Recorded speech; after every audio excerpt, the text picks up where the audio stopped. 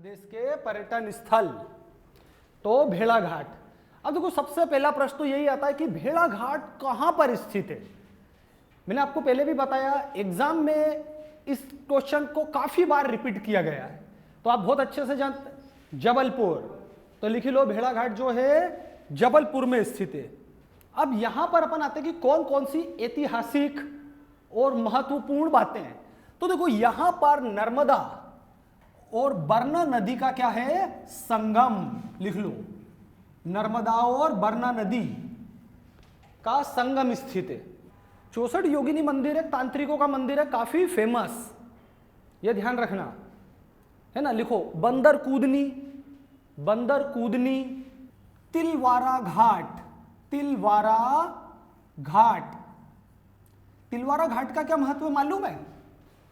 तिलवारा घाट क्या महत्व है तिलवारा घाट का? देखो जब गांधी जी की मृत्यु हुई थी और उनका अस्थि विसर्जन किया गया था, तो ये ध्यान रखना भारत में किसी एक जगह पर नहीं किया गया था, भारत के ढेर सारे पवित्र स्थलों पर किया गया था। तो मध्य प्रदेश में कौन सा है? तिलवारा घाट। यहां पर महात्मा गांधी की अस्थियों का विसर्जन किया गया था। और यह भी ध्यान रखना भारत में एक जगह नहीं करा था उनका अस्थि विसर्जन, बहुत सारे पवित्र स्थानों पर किया गया था, क्योंकि लोगों के दिल से वो काफी करीब जुड़े हुए थे। तो कोई भी ऐसा नहीं चाहता था कि एक जगह वो सीमित रह जाए। तो लिख लो तिलवारा घाट पर महात्मा गांधी जी की अस्थियों का विसर्जन किया गया था। ग्वारी घाट, ग्वारी घाट, लम्हेटा, लम्हेटा घाट, तिलवारा घाट, ग्वारी घाट, लेमहटा, लेमहटा घाट। अब देखो अभी तक क्या है, यदि आप पुराना रिकॉर्ड देखो ना पीएससी का या कोई भी एग्जाम का, तो घाट से संबंधित प्रश्न नहीं आते थे लगभग आज से 2-3 साल पहले तक। पर अब ध्यान रखना धीरे धीरे एग्जाम में घाटों के भी नाम पूछने लग गए। तो यह भी ध्यान रखना कि किस जिले में है और दूसरा किस नदी पर है। तो अब आप ऐसा मत सोचना कि घाटों के प्रश्न आते ही नहीं है, बिल्कुल। लगभग 2017-18 से एग्जाम में धीरे धीरे ये क्वेश्चन बढ़ने लग गए हैं। तो अब इसीलिए अपन ने 3 घाट लिखे, 1-2 मैं आपको पहले भी करवा चुका हूं, सेठानी घाट वगैरह, है ना। तो ये भी याद करना। तिलवारा घाट तो इंपॉर्टेंट है, आपको बता दिया मैंने क्यों, ठीक है ना। अब लिखो यह भृंगु ऋषि की, भृंगु ऋषि की तपस्थली है। भृंगु ऋषि की तपस्थली, यहां पर उन्होंने भृंगु ऋषि ने तपस्या की थी। तो हेडिंग डालो नेक्स्ट, ग्वालियर। अब देखो इसमें आता है इसका नाम कि ग्वालियर आया कहां से। आपको पता है कि ग्वालियर का नाम ग्वालियर आया कैसे? देखो क्या है, इस शहर की स्थापना करी थी सूरज सेन ने। इनको गले का कोई रोग हो गया था, तो गालव ऋषि ने इनको जो है इस रोग से मुक्ति दिलाई थी, तो उन्हीं के सम्मान में नाम हो गया ग्वालियर। शहर स्थापित करने वाले कौन? सूरज सेन, वहां के किंग। और इनको कोई बीमारी हो गई थी गले से रिलेटेड, तो इन्होंने चूंकि इसका ट्रीटमेंट करा था या कहें इनके आशीर्वाद से ठीक हुए थे, तो इसलिए उनके सम्मान में नाम रख दिया गया ग्वालियर। लिखो ग्वालियर शहर की स्थापना सूरज सेन ने की थी। गालव ऋषि द्वारा सूरज सेन को गले के रोग से मुक्त कर दिया गया था, अतः उन्हीं के नाम पर ग्वालियर नाम रखा गया। ग्वालियर के भी बहुत सारे प्राचीन नाम हैं, जैसे उज्जैन के भी आप देखेंगे तो ढेर सारे नाम मिलेंगे, वैसे ही ग्वालियर है। ग्वालियर और उज्जैन ऐसे 2 शहर मिले अभी तक मेरी पढ़ाई में भी कि जिनके ढेर सारे नाम हैं, 1-2 नहीं, बहुत सारे। पहले शुरुआत करो पवाया, बिल्कुल राइट है। गोपाद्री, गोपाद्री लिखा जाएगा, गोपाद्री, गोपाद्री। अब देखिए ऑनलाइन में बोल रहे हैं पद्मावती, पूरी तरह से तो सही नहीं है लेकिन गलत भी नहीं है। पद्मावती वैसे वहां पर एक जगह का नाम है, ये ग्वालियर के पास का एक एरिया जो पुराने समय में ऐतिहासिक स्थल रहा है। गोपांचल, गोपांचल, अरे इसके नाम लिखेंगे तो कम से कम 10-20 लाइनें भर जाएगी अपनी, इतने नाम की जरूरत नहीं है। Gopanchal and so on. तो पहले तो लिख लो बंदी छोड़ गुरुद्वारा, बंदी छोड़ गुरुद्वारा। देखो ऐसा बोल, देखो सिखों की और मुगलों की तो आपस में पट्टी नहीं थी, है ना। गुरु अर्जुन देव की हत्या करवाई थी किसने? शाहजहां। तो उसके बाद में काफी सारे सिख गुरु जो थे अर्जुन देव के बाद, ये सब अरेस्ट थे और बहुत सारे सिख लोग। तो शाहजहां बहुत बीमार पड़ गया। एक दिन कुछ समय बाद क्या हुआ, शाहजहां बहुत बीमार पड़ गया। तो ऐसा बोला जाता है कि उसको किसी ने सजेस्ट करा शाहजहां को कि यदि कोई बहुत सच्चा आदमी तुम्हारे लिए प्रेयर करेगा तो तुम जिंदा बच जाओगे, वरना इस बीमारी से तुम जिंदा नहीं बचने वाले हो। तो सच्चा आदमी कौन? तो सिख गुरु मिले, और जो सिख भक्त थे जो जेल में बंद थे, तो उन्होंने यह ऑफर दिया उनको कि यदि तुम हमारे लिए प्रार्थना करो और शाहजहां ठीक हो गए तो तुम्हें जेल से छोड़ दिया जाएगा। और ऐसा हुआ भी, उनने प्रेयर करी, शाहजहां ठीक हो गए और वो छूट गए। इसीलिए इस गुरुद्वारे का नाम क्या बोल दिया? दाता बंदी छोड़। ओरिजिनली ये जेल है मुगलों के समय की। तो ये सच्ची घटना ऐसा बोला जाता है, और संभवतः एमपी का सबसे बड़ा गुरुद्वारा है। ऐसा ऑफिशियली तो कोई डिक्लेयर नहीं, लोग बोलते हैं, अपनी किसी बुक्स में नहीं लिखा ये बात, ये ध्यान रखना है ना। इसीलिए मैं आपको सिर्फ बात के लिए बता रहा हूं कि ऐसा बोला जाता है, पर मैंने आज तक किसी किताब में नहीं पढ़ने में आया। मैंने ढूंढा भी था, इसको सर्च करा था, ऐसा कुछ नहीं मिला। चलो फिर लिखो तेली मंदिर, है ना। अब तेली मंदिर का यूं महत्व आता है कि ये दक्षिण भारतीय स्टाइल में नॉर्थ इंडिया में बना हुआ मंदिर है। तेली मंदिर कहां से आता है? तेली, तो ये किसका शब्द है? तेलंगाना। इसका जो स्टाइल है वो कौन सा है? पूरा साउथ इंडियन। मैंने आपको पहले भी बात हुई थी, मंदिर बनाने की 3 स्टाइल होती थी, द्रविड़ शैली, नागर शैली, बेसर शैली। तो द्रविड़ शैली मतलब क्या? साउथ इंडिया की, है ना। तो ये मंदिर कैसा है? नॉर्थ इंडिया में, लेकिन इसका स्टाइल क्या है? साउथ का, तेलंगाना। तो ये तेली शब्द तेलंगाना को ही रिप्रेजेंट करता है। तो तेली मंदिर बहुत खूबसूरत मंदिर, आप फोटो देखना कभी। लिखो कर्ण महल। कर्ण महल, रासलीला घर, रासलीला घर, विक्रम महल,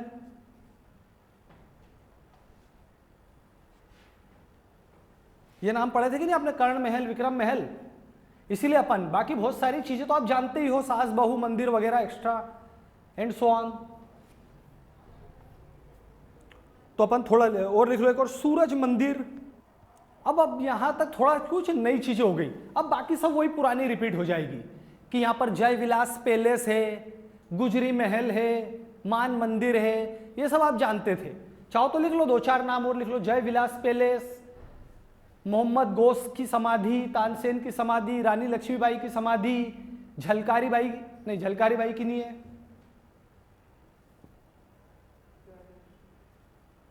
मोहम्मद गोस की समाधि, तानसेन की समाधि, रानी लक्ष्मीबाई की समाधि, है ना, सास बहू का मंदिर,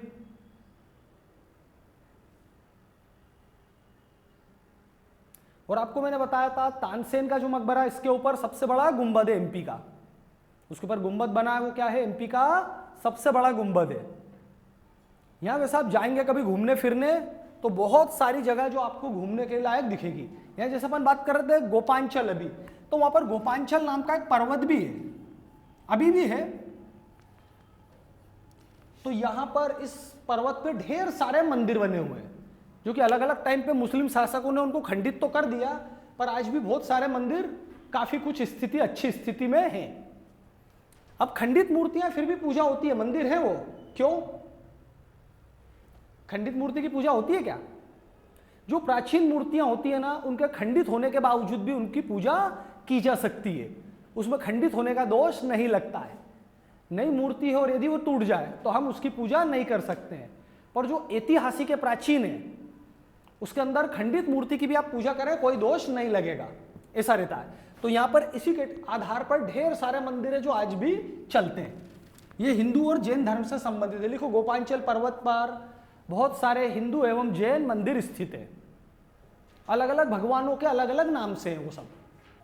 अब अच्छा, उज्जैन करा हुआ है अपन ने? उज्जैन, उज्जैन नहीं करा? चलो नेक्स्ट हेडिंग डाल लो उज्जैन। वैसे तो आप उज्जैन के बारे में बहुत कुछ जानते ही हैं। प्राचीन नाम से ही शुरू करें। वैसे आई थिंक मुझे ऐसा याद आ रहा है, शायद पढ़ा दिया मैंने, आपको बताया था कि दुनिया के सबसे पुराने शहरों में से एक है, ऐसा कुछ बोला था। उज्जैन हो गया होगा, देखें रिकॉर्ड में, ऑनलाइन वाले देखें, उज्जैन मैंने पढ़ा दिया है। मैंने आपको ये बोला था कि दुनिया के सबसे प्राचीन शहरों में से एक है उज्जैन। अपन ने पढ़ लिया क्या? हाँ, अवंती मतलब उज्जैन। नहीं करा? चलो कोई बात नहीं, लिख लो उज्जैन। उज्जैन के पहले तो प्राचीन नाम जैसा अपन ने बताया अभी आपको मैंने कि जैसे ग्वालियर के ढेर सारे हैं, उससे भी ज्यादा तो उज्जैन के होंगे। और देखो ये एक ऐसा शहर है जिसका लगभग बड़े बड़े धर्म ग्रंथों में वर्णन है।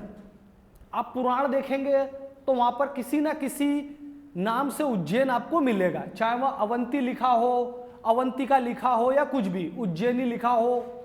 महाभारत, रामायण, लगभग ये ऐसा शहर है जिसका हर बड़े बड़े धर्म ग्रंथ में नाम जरूर है। तो अत्यंत प्राचीन शहर। और ऐसा नहीं कि सिर्फ कहने की बात है, एएसआई वालों ने जब वहां पर खुदाई करी तो उनको इस बात के ठोस सबूत मिले कि यह शहर हजारों साल पुराना है, जो अपन आगे पढ़ेंगे भी, मेंस में भी आएगा आपके। यानी इसका प्रूफ भी मिला है, ऐसा नहीं कि सिर्फ किताबी बातें, खुदाई करने पर वहां से वैसी चीजें मिली भी। अपन एक शहर का नाम पढ़ा था, काय था, जो उज्जैन जिले में ही आता है।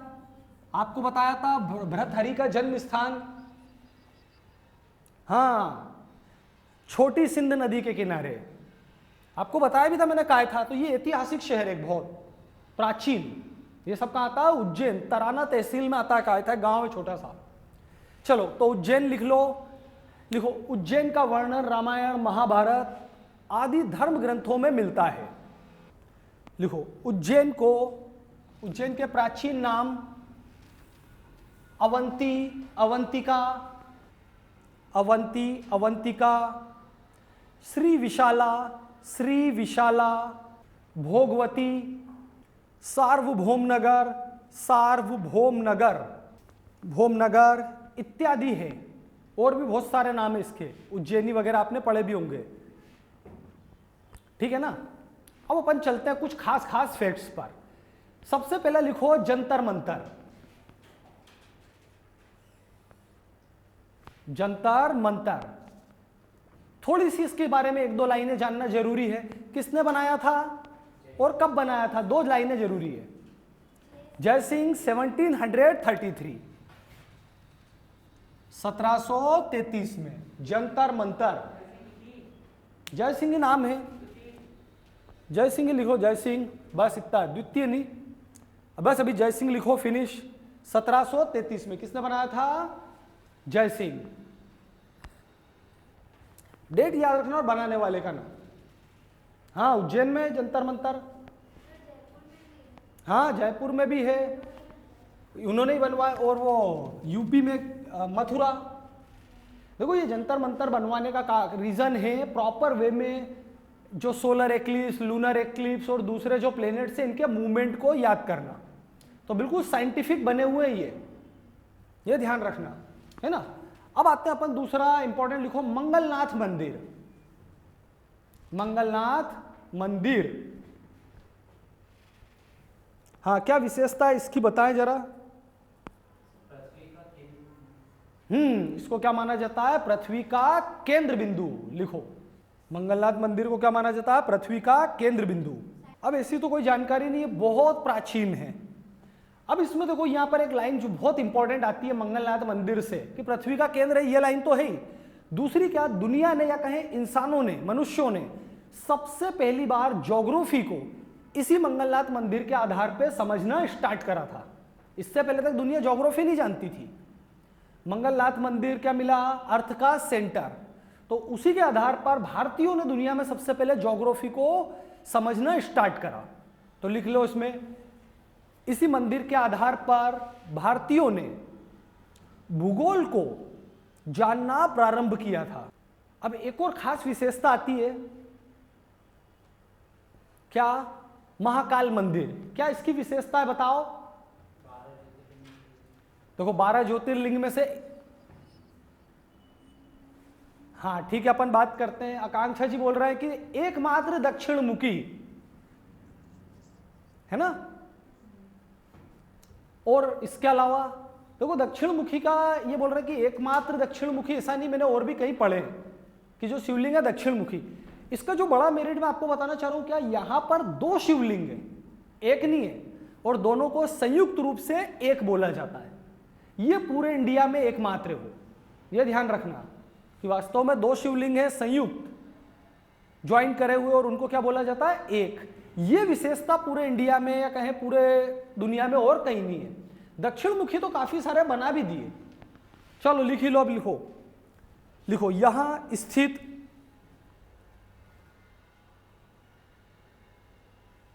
शिवलिंग को, यहां स्थित 2 शिवलिंग, यहां स्थित 2 शिवलिंग को संयुक्त रूप से एक नाम दिया गया है। एक और लिख लो, भैरव मंदिर। इसकी विशेषता तो सबको बहुत अच्छे से पता होगी, शराब पी जाती है, शराब चढ़ती है वहां, मूर्ति पीती भी है ना, देखा है कि नहीं आपने अपनी आंखों से ना, बहुत सारे देखने वाले। हाँ, और ध्यान रखना, वो उसमें आज तक किसी को नहीं मालूम कि वो जाति का है, अंदर से मूर्ति सॉलिड है, हॉलो नहीं है कि खोखली है कहीं बेके चली जाती हो। हाँ रे, बिल्कुल देखा है बहुत बार, और पिलाई भी है। वो पूछ रहा आपने देखा है क्या? रहा हमने तो पिला कर आए हैं। हाँ, और एक बार नहीं कई बार जाना रहता है वहां तो। चलो ठीक है ना यहां तक। तो और देखिए फिर अब वहां पर ढेर सारे मंदिर है। मैंने आपको कलियादेह गुफा, भृतहरि गुफाएं, ये सब पहले लिखवाई दी है, चाहो तो नोट कर लो। भृतहरि गुफाएं, कलियादेह गुफाएं, गोपीचंद की गुफा, ये आपको मैंने गुफाओं में पढ़ा दिया था। गोपीचंद जो हैं भृतहरि के भतीजे थे, ये सब बताया हुआ है, इसलिए मैं रिपीट नहीं करना चाह रहा हूं, बार बार टाइम वेस्ट होता है। ये 2-3 लाइनें अलग अलग जो अपन ने पहले कवर नहीं करी थी तो मैंने अब करा दी, बाकी चीजों की अपन बात कर चुके हैं। चलो ओंकारेश्वर कर लिया था अपन ने, तो नेक्स्ट हेडिंग डालो ओंकारेश्वर, ये भी कर ले। अब इसका महत्व क्या, अच्छा ये इतना पवित्र क्यों माना जाता है, क्या मान्यता है ओंकारेश्वर की? देखो ऐसा माना जाता है धर्मों के अनुसार कि सभी 33 करोड़ देवी देवता अपने परिवार के साथ यहाँ पे निवास करते हैं, इसलिए इसको परम पवित्र माना जाता है ओंकारेश्वर को। धार्मिक रूप से इसका ये महत्व है, लिख लो। धार्मिक मान्यता के अनुसार सभी देवी देवता, सभी हिंदू देवी देवता अपने परिवार के साथ यहां निवास करते हैं, ऐसा माना जाता है। ये लाइन उज्जैन के बारे में भी नहीं आती है। किसके बारे में आती है? उज्जैन के बारे में भी नहीं आती है, ओंकारेश्वर के बारे में आती है। अपने परिवार के साथ निवास करते हैं, ऐसा धर्म ग्रंथों में लिखा है, इसीलिए परम पवित्र तीर्थ माना जाता है। अब अगली लाइन बेहद महत्वपूर्ण, इसके 2 नए नाम। ओंकारेश्वर के आपको नए नाम मालूम है? ये आ सकते हैं अमलेश्वर और ममलेश्वर। अमलेश्वर, ममलेश्वर, ये ध्यान रखना, यही ओंकारेश्वर के दूसरे नाम भी है, अमलेश्वर और ममलेश्वर। ये ध्यान रखना। हाँ, ये अभी तक नहीं आया, थोड़ी नई चीज है। एग्जाम में आपसे यही कोशिश करी जाती है कि ज्यादा से ज्यादा कुछ नया पूछा जाए। तो अमलेश्वर और ममलेश्वर ये ओंकारेश्वर के ही 2 नाम है, शहर के ही, धार्मिक रूप से, ये ध्यान रखना। अब मंदिरों पर आ जाते हैं। कौन कौन से मंदिर हैं यहां बताएं, कुछ नाम आप गए भी होंगे। हाँ बिल्कुल राइट है, मंदाता टेम्पल, लिख लो। चलो मंदाता टेम्पल, सप्तमात्र मंदिर, सप्तमात्र मंदिर, सप्तमात्र,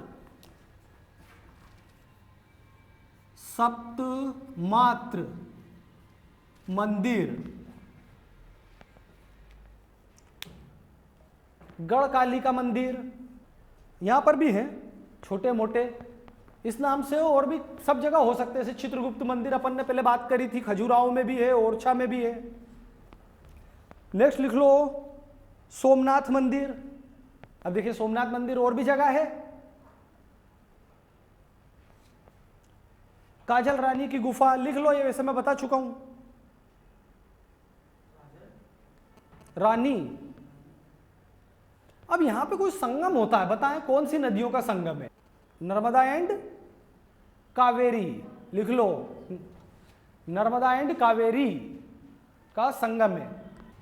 इसमें इतना ही है।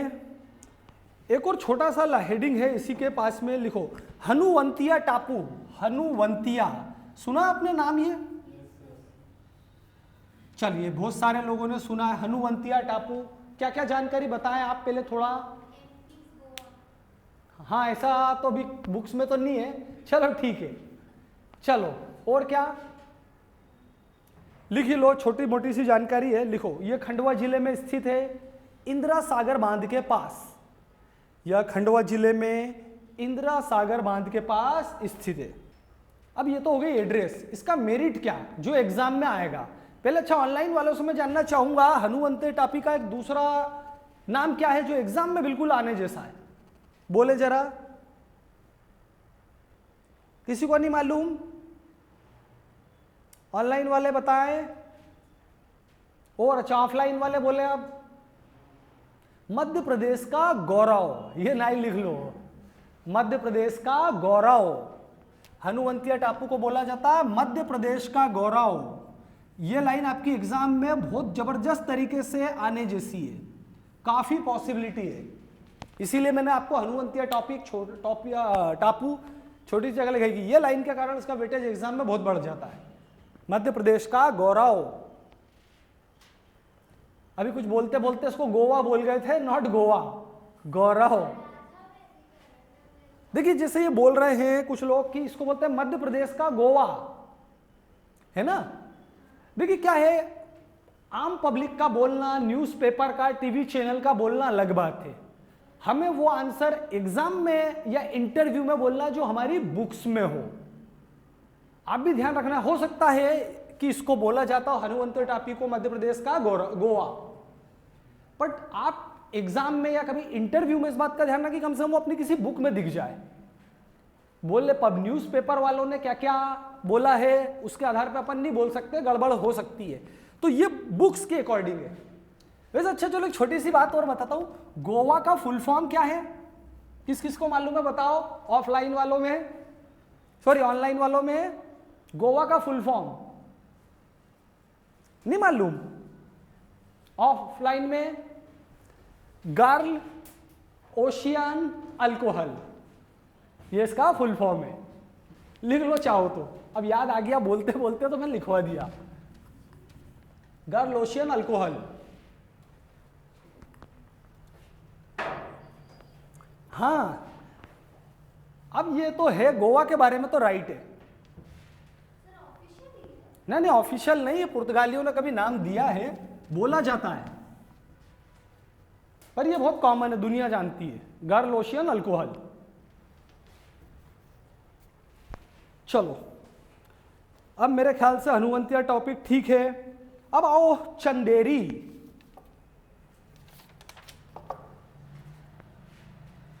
चंदेरी तो आप जानते होंगे, बेहद ऐतिहासिक शहर। अभी कहां है ये लोकेशन? अशोकनगर जिला। नोट कर लो पहले तो, यही लाइन इंपॉर्टेंट है कि किस जिले में आता है, अशोकनगर। ठीक है, लिखो, चंदेरी को बावड़ियों का शहर कहा जाता है। बावड़ियां, बावड़ी शब्द का मीनिंग आप समझते होंगे, इंडियन आदमी को तो मालूम ही होगा, कुएं, बावड़ियों का शहर। हाँ, ऐसा कर लो। अब बात, अब ये बोल रहा है ऑनलाइन में कि सर कुएं का साइज छोटा रहता है, बावड़ी का बड़ा रहता है। जो भी है, साइज से नहीं, बावड़ियों का शहर। हाँ सही है आपका कहना, इतनी तरह पर अपन इतना मेजर तो नहीं करते। बावड़ियों का शहर सही है। अरे आपने नाम सुना होगा, मेदिनी राय, यहाँ के किंग थे, बाबर ने हराया था, है ना, ऐतिहासिक शहर है। लिखो, चंदेरी का प्राचीन नाम चंद्रगिरी था। अब देखो, अपन ने मांडव में पढ़ा था कि 12 दरवाजे हैं वहां पे, तो चंदेरी में भी इसी तरह से कई दरवाजे हैं, कई सारे। सबके नाम मेरे पास तो लिखे हैं, मैं आपको तो नहीं बताऊंगा, इतने सारे की जरूरत नहीं है, पर एक दो इंपॉर्टेंट लिख लो। लिखो, चंदेरी में खूनी दरवाजा प्रवेश द्वार है। खूनी दरवाजा, ये उसका प्रवेश द्वार बोला जाता है। वो जो बाबर के साथ लड़ाई हुई थी मेदिनी राय की, तो ऐसा बोला जाता है यहां पर बहुत सारा खून बह बहकर आया था, इसीलिए इसका नाम पड़ गया खूनी दरवाजा। और इस तरह के कई दरवाजे हैं वहां, एक दो नाम चाहो तो लिख लो। बिना नींव का दरवाजा,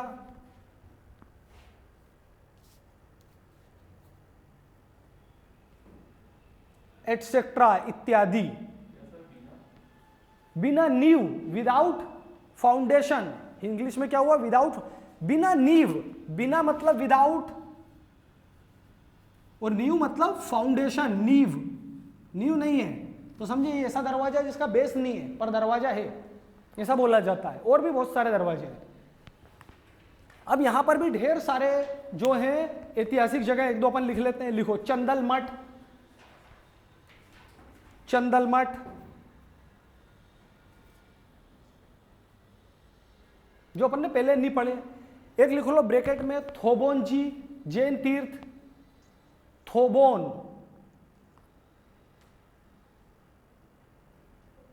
थोबोन, ये इधर ही आता है, चंदेरी के पास में तीर्थ क्षेत्र है। ये इसलिए महत्व है क्योंकि ऐतिहासिक स्थल है। थोबोन इसका नाम है, गांव का नाम है थोबोन, पास में ही है कुछ दूरी पर। तो ध्यान रखना ये तीर्थ स्थल है, प्राचीन मंदिर है। हाँ, जैन हिंदू, पहले क्या होता था, ऐसा नहीं था कि सिर्फ हिंदू मंदिर बनेंगे, जैन भाईचारे से सब रहते थे। खजुराहो में आपने देखा कि नहीं, वह जैन मंदिर हिंदू मंदिर सब अड़ोस पड़ोस में। तो थोबोन भी ऐसा ही है, पर क्या है कि अब समय के साथ ज्यादातर हिंदू मंदिर टूट गए। ये जो थोबोन के जैन मंदिर है, इनको उन्होंने आज भी प्रोटेक्ट करके रखा हुआ है काफी सख्ती से, कि उन्होंने चारों तरफ दीवार। थोबोन का यूं आता है, ये पर्टिकुलर पूरा एरिया है, काफी सारे मंदिर है, बेहद प्राचीन। चलो अब नेक्स्ट लिखो भोपाल।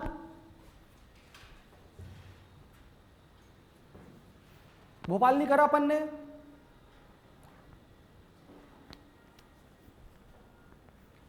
तो भोपाल में मेरे हाँ क्या बोल रहे हैं, बोले प्रमोद, क्या भोपाल हो गया ये बोल रहे हैं? चलो ठीक है, लिखवा दिया है बोल रहा है। वैसे आप सब समझते ही है भोपाल में कोई ज़्यादा की बात नहीं है कि बेगमों ने वहाँ शासन करा है, बसाने वाले राजा भोज थे, बिड़ला मंदिर वगैरह है। कुछ म्यूजियम जरूर है, तो वो अपन म्यूजियम के हेडिंग में कर लेंगे। का महत्वपूर्ण पाया, जैसे आदिवासी म्यूजियम बहुत महत्वपूर्ण है एग्जाम के हिसाब से, तो अपन काय में कर लेंगे जब एमपी के म्यूजियम पढ़ेंगे, वो अलग से पूरा हेडिंग करना अपने लिए जरूरी है ना। तो भोपाल को तो लिख के छोड़ दो, आप इतना सब समझते हो, अपने को उसकी डिटेल में जाने की कोई ज्यादा जरूरत नहीं है, पहले भी अपन कवर कर चुके हैं, है ना। फिर भोजपुर हो गया, भोजपुर लिख लो, 2 लाइनें हैं, ज्यादा नहीं है।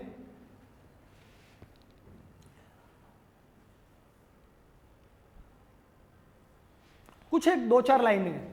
इसका निक नेम बताओ, भोजपुर का सबसे महत्वपूर्ण क्या निक नेम? हाँ, ऑनलाइन वाले भी बोले, भोजपुर का दूसरा नाम क्या है? अरे इतनी इंपॉर्टेंट लाइन कैसे भूल सकते हो? ऑनलाइन वाले बोले, याद करो, थोड़ा दिमाग पे जोर डालो। क्या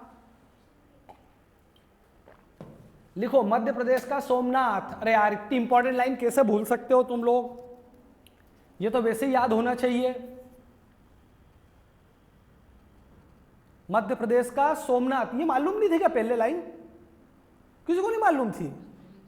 तो बोलना था ना, 5 रुपए का प्राइस था। चलो, मध्य प्रदेश का सोमनाथ। और आपको मैंने बताया राजा भोज ने वहां पर एक शिवलिंग बनाया था, इतना बड़ा है कि लोग उसके ऊपर चढ़ जाते हैं। विश्व का सबसे बड़ा शिवलिंग, लिख लो। अरे जो मंदिर है ये विश्व का सबसे बड़ा शिवलिंग है। जो मंदिर है उसके अंदर, आपने देखा होगा, शायद नहीं देखा हो तो जाना देखने। एक लाइन आती है इंपॉर्टेंट, लिखो साइक्लोपियन बांध। साइक्लोपियन बांध, हाँ, भोजपुर की विशेषताएं कि मध्य प्रदेश का सोमनाथ विश्व का सबसे बड़ा शिवलिंग और यहां पर साइक्लोपियन बांध है। लिखो नेक्स्ट, माटुंग ऋषि की समाधि। माटुंग ऋषि की समाधि, माटुंग ऋषि ने तपस्या करी होगी। और एक और नई गुफा का नाम आज आपको सुनने को मिलेगा, पार्वती गुफा। नोट कर लो, पार्वती गुफा। यहां पर क्या है? पार्वती गुफा है। तो ये ध्यान रखना, अपन ने गुफाओं में नहीं पढ़ा था, अब हर चीज एक एक लाइन नहीं बताई जा सकती, थोड़ा अपने को आगे पीछे के लिए रखना पड़ता है। तो पार्वती गुफा बाय चांस कभी आ जाए तो ध्यान रखना कहाँ है? भोजपुर में। और तो बचता नहीं है, चलो ठीक है।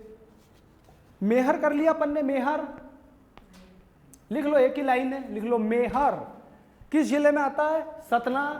क्या फेमस है? शारदा देवी मंदिर, शारदा माता या शारदा देवी मंदिर, नोट कर लेना।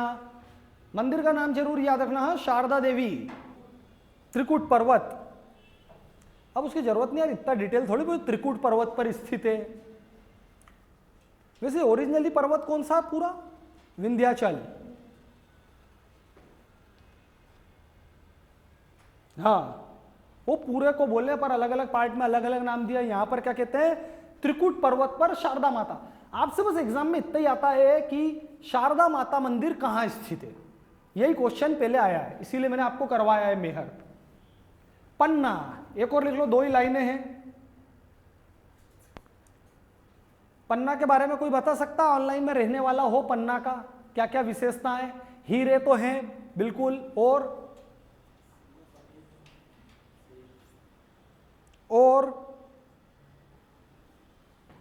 चलो लिख लो इसे, लिखो पन्ना को भगवान प्राणनाथ की नगरी कहा जाता है, भगवान प्राणनाथ की नगरी। तो लिखो पन्ना को मंदिरों का शहर भी कहा जाता है, मंदिरों का शहर। यहां पर भी प्राचीन शहर है ये। पन्ना भी काफी महत्वपूर्ण जगह है क्योंकि यहाँ हीरे निकलते हैं प्राचीन काल से। आपने देखा ना कि बुंदेला शासक जो हैं मुगलों से लड़ते थे, इतने ताकतवर थे। अरे सही है, क्यों लड़ते थे? आर्मी कहां से आएगी? तो हीरो से। जिसने पन्ना पे कब्जा कर लिया, हीरे निकालो, ट्रेड करो और आराम से भारी दौलत कमाओ। बाकी आपने पढ़ा कि मध्य प्रदेश में कोई और ऐसा था जो मुगलों से लड़े, कोई भी XYZ, तो उसके पीछे कारण क्या आते हैं? मिनरल्स, तो वो थे हीरे।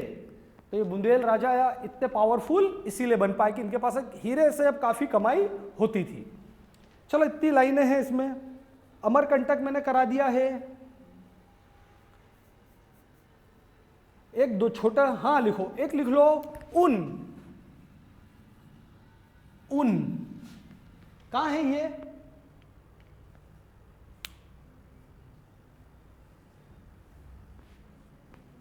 उनका नाम सुनने में नहीं आया? खंडवा की खरगोन, 2 में से एक बताओ, 2 ऑप्शन नहीं चलेंगे। खरगोन, खरगोन से ये सिर्फ 8 किलोमीटर दूर है। इसके नाम के पीछे भी रीजन है। उन तुमको, आप लोगों को कुछ अजीब लग रहा हो, ये कैसा नाम है? उन। उनका सुना आपने पहले? उन, नॉट ऊन, ये उन है। नहीं यार, यहां मूर्तियां पड़ी नहीं है, यहां तो बिल्कुल गार्ड बैठे हुए गन लेकर। वो मैंने जो बताया था कायथा का बताया था और नोहटा का बताया होगा। उनका आता है देखो 39, 49, तो उन शब्द क्या रिप्रेजेंट करता है? किसी पर्टिकुलर डिजिट से एक कम। अरे सही है ना, 29, तो ये वही उन है। अब इसका रीजन क्या? यहां पर 99 जैन मंदिर हैं, पुराने प्राचीन।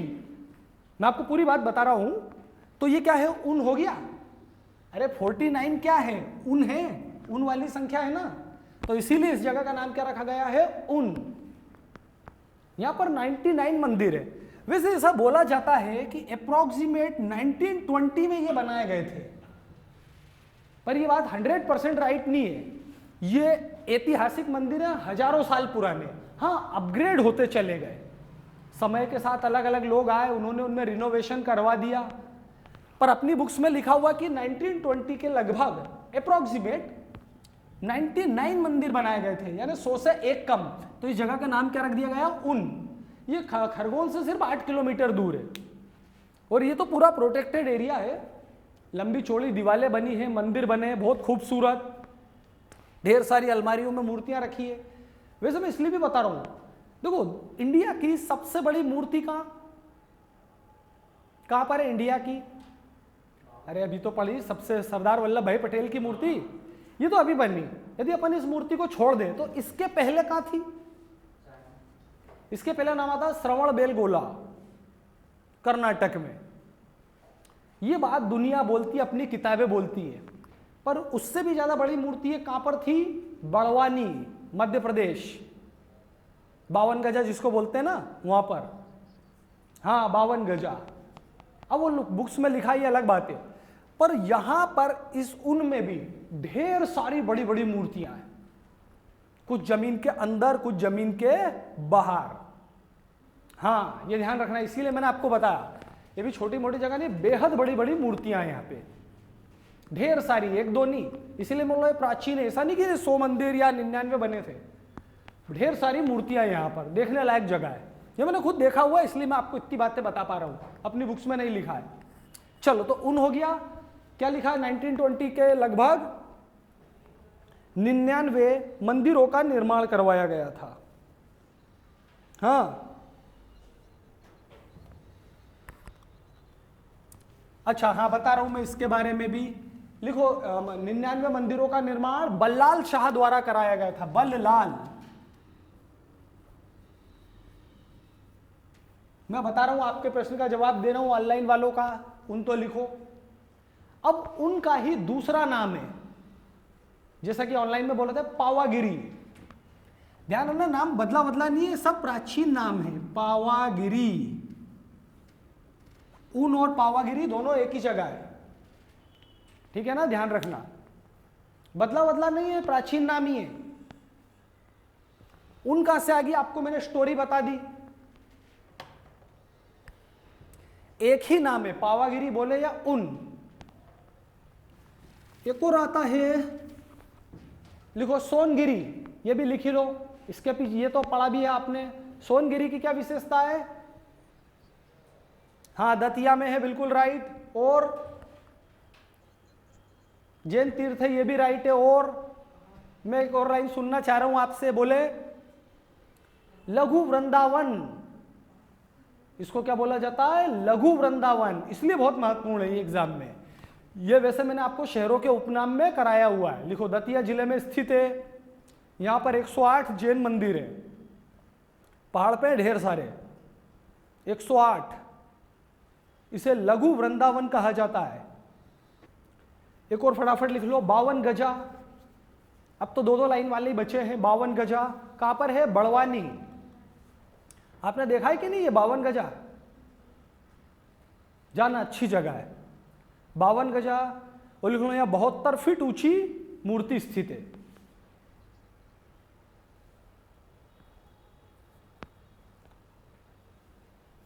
सेवेंटी 72 फीट हाइट की मूर्ति स्थित है। ध्यान रखना, इसी को बोला जाता था कि ओरिजिनली भारत की सबसे ऊंची मूर्ति रही है हजारों सालों से, पर क्रेडिट मिला है श्रवण बेलगोला वाली मूर्ति को।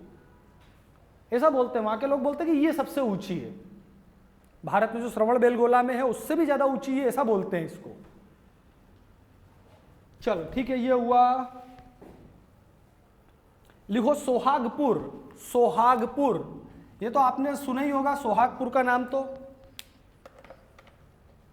हाँ हाँ, इसको आपने कोल माइंस के माइनिंग के बारे में तो सुना होगा, पर अपन पर्यटन स्थल में पढ़ रहे हैं। इसका एक खास मेरिट आ रहा है, लिखो सोहागपुर, लिखो यह शहडोल में स्थित है। शहडोल, इसका एक ही यूनिक फीचर आता है, यहां पर एक विराटेश्वर मंदिर है। विराटेश्वर,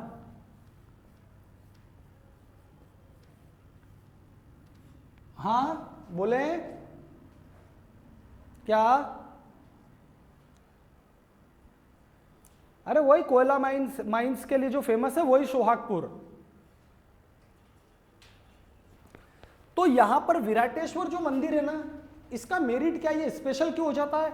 इसके ऊपर आसपास जो नक्काशी करी गई है वो कैसी है? जैसी खजुराहो में है, तो इसलिए इसका एक फेमस हो जाता है ये। लिख लो, यहां पर स्थित विराटेश्वर मंदिर पर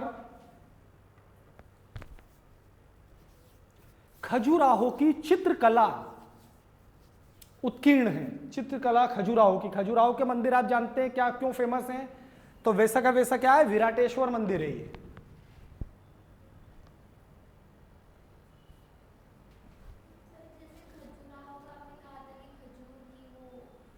और भी है ना, जैसे वहां पर एडल्ट टाइप की मूर्तियां, ये सब नागर शैली। उसके नाम पर दिया है उस शहर को नाम।